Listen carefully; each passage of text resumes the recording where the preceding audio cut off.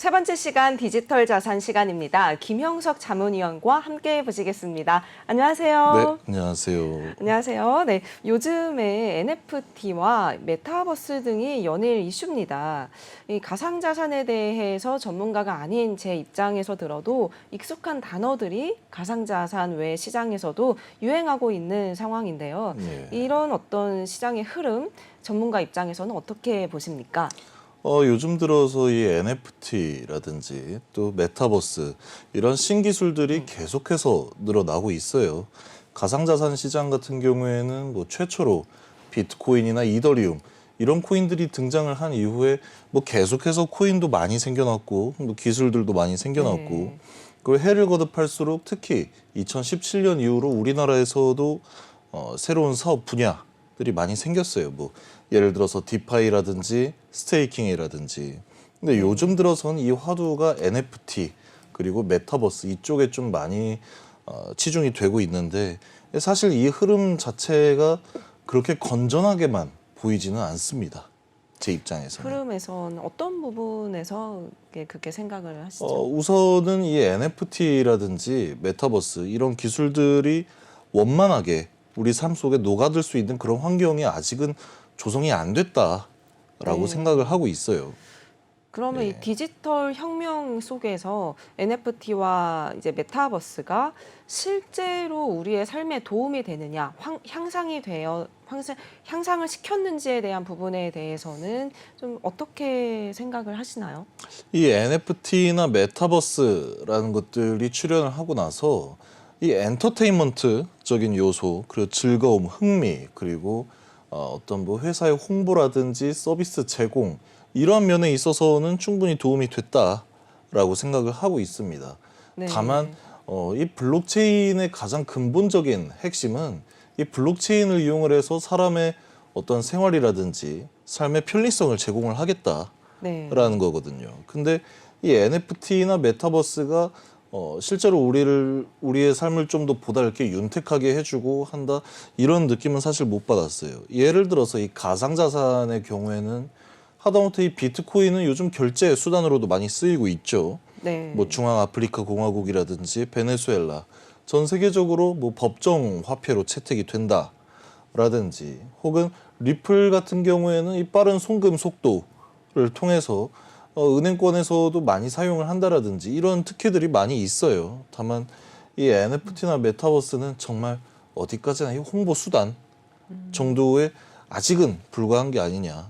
이게 절대로 뭐 쓸모없다 내지는 없는 기술이다. 효용성이 없다라고 얘기를 하는 게 아니라 이 메타버스나 NFT가 좀 더 많은 발전의 시간이 아직은 필요하지 않을까라는 그런 생각을 하고 있습니다. 네, 이러한 어떤 어찌 보면 기술들이 생겨났지만 아직까지 뭐 삶의 변화까지 접목시키기에는 좀 미비하다라고 볼 수 있는 그렇죠. 의견인 것 같습니다.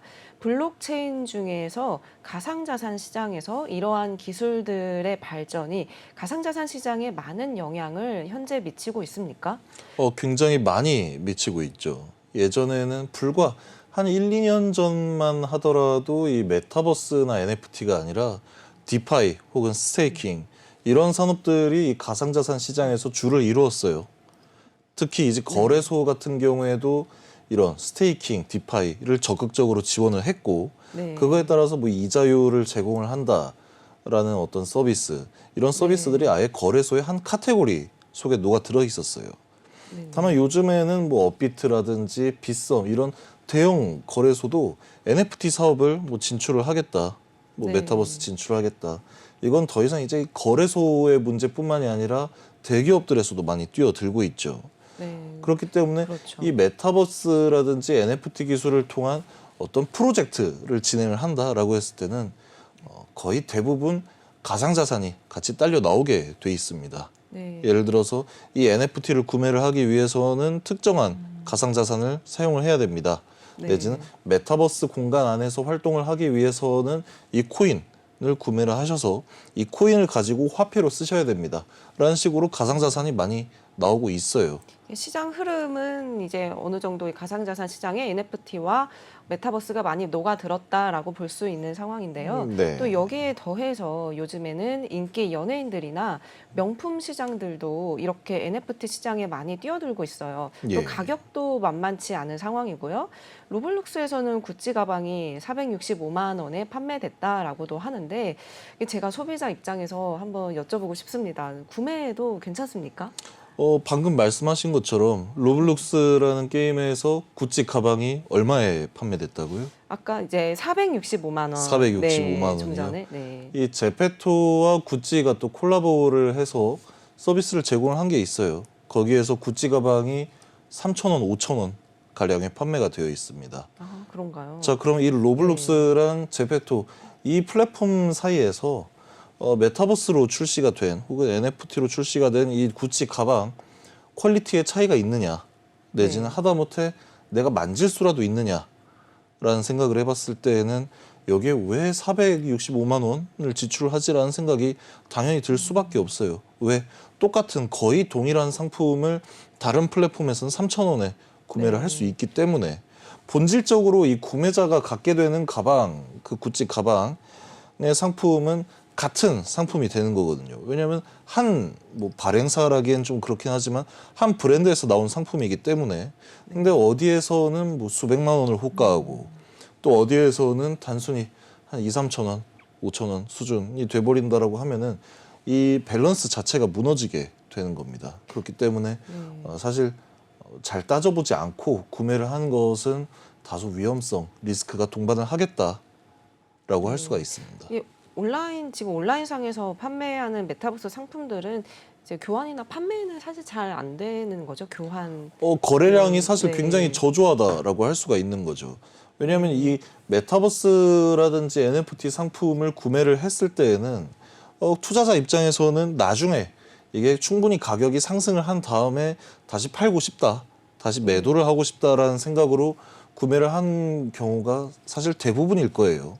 근데 구매를 하면 뭐 합니까? 매수 호가가 비어 있는데. 네. 그렇기 때문에 좀 이러한 부분에서 많이 피해를 입는 경우도 있지 않을까. 왜냐하면 예를 들어서 뭐 한 0.8 이더리움의 어떤 NFT를 구매를 했다라는 경우가 뭐 보통 많이 일어나고 있어요. 네. 근데 0.8 이더리움에 구매를 한 NFT가 뭐 3 이더리움, 4 이더리움 이렇게 뛰어 올랐어요. 라고 했을 때 이건 단순히 그 찍고 내려온 아니면 가장 고점에 찍은 그 가격에 집중을 할 게 아니라 그래서 이 사람이 이걸 매도를 했을 때 얼마만큼의 수익성 혹은 얼마만큼의 어떤 자금이라도 건질 수 있을 것이냐라고 생각을 해봤을 때 네. 방금 제가 말씀드렸던 이 매수 호가가 비어 있다라는 부분을 항상 조심을 해야 됩니다. 왜냐하면 이러한 플랫폼의 유동성이 사실 풍성하게 공급이 되어 있기를 기대하기도 굉장히 어려운 부분이거든요.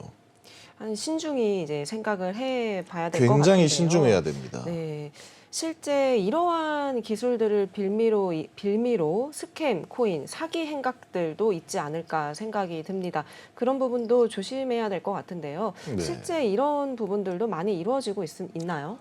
일단은 이게 NFT라든지 메타버스이기 때문에 뭐 스캠이라든지 사기 행각이 많이 일어난다라고 하기에는 원래 이 가상자산 시장에 이 스캠들이 굉장히 많이 판을 치고 있습니다. 다만 여기에 NFT나 메타버스가 끼어서 좀 더 뭐 속히 말해서 해먹을 구조가 많이 생겼다라는 거죠. 실제로 굉장히 크게 홍보를 해놓고 방금 말씀드린 것처럼 뭐 매수 호가가 없어서 피해를 본다라든지 네. 아니면 실제로 구매를 했는데 어떤 플랫폼 상에 제대로 구현이 안 된다라든지 이런 경우도 상당히 많고요. 이 게임 회사라든지 플랫폼 회사에서 뭐 메타버스 출시했습니다라고 홍보를 했을 때 자세히 들어가 보면 굉장히 이 프레임 자체가 끊기는 경우도 상당히 많아요. 애초에 게임을 개발할 능력이 안 되는 회사였다라고 네. 평가를 할 수가 있는 겁니다. 네. 그런데 이 안에서 뭐 간단하게 예를 한번 들어보자고요. 요즘 게임 많이 하는 게임들이 있죠. 뭐 배틀그라운드라든지 오버워치 이런 게임들은 초기에 그 게임 구매 비용만 낸다라고 하면은 굉장히 이 우수한 그래픽의 게임을 무한정으로 즐길 수가 있어요. 네. 그런데 이런 뭐 플랫폼, 메타버스 플랫폼 상에 내가 또 계속해서 아이템을 구매를 해야 되고 얼마에 다시 되팔 수 있을지도 모르는 그런 아이템 네. 구매해가지고 게임을 막상 즐기려고 하다 보면 프레임이 뚝뚝 끊깁니다. 네. 아직까지는 좀 제도적인 부분도 좀 미흡한 부분이 있고 제도적인 부분도 네. 많이 미흡하고 기술적인 부분도 여러- 아니면 흥행성이라든지 네. 상품 기획 부분에 있어서도 많이 좀 미흡한 게 아닐까라고 네. 생각을 하고 있는 거죠. 이러한 기술들이 지금 궁극적으로는 이제 자산 시장에 계속해서 많이 결부되고 있는 상황입니다. 전문가 입장에서는 이러한 흐름을 좀 어떻게 판단하시는지 한 번 더 좀 짚어주실 수 있을까요? 이 NFT라든지 메타버스 이런 신기술들이 계속해서 발전을 하고 나타나는 현상에 대해서는 굉장히 좋은 현상이라고 생각을 하고 있습니다. 이 네. 대한민국의 IT 파워가 결코 무시할 수 있는 파워가 아니거든요.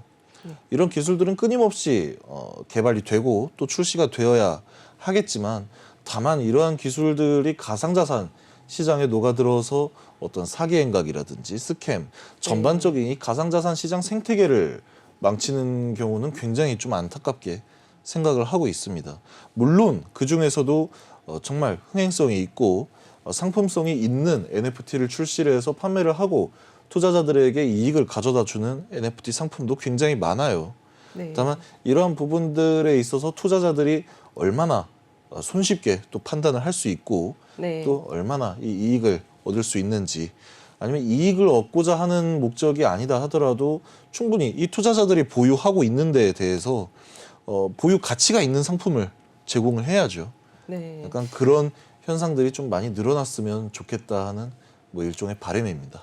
네, 의견 감사합니다. 네, 오늘은 연일 이슈인 NFT와 메타버스 어떤 이 시장의 흐름을 짚어보는 시간이었는데요. 이런 어떤 생태계들의 좀 결합이 어떻게 이제 이루어질지 한번 지켜볼 만한 사안인 것 같습니다. 추후 소식들도 기대해 보겠습니다. 김영석 자문위원 고생 많으셨습니다. 네, 감사합니다. 네, 봄이 오나 했는데 오늘은 또 이렇게 촉촉하게 간만에 봄비가 내린 날이었습니다. 갑자기 기온이 뚝 떨어진 날이어서 환절기에 감기 유의하시길 바라고요. 다음 시간도 유익한 정보로 찾아오도록 하겠습니다. 시청해 주셔서 고맙습니다. 감사합니다.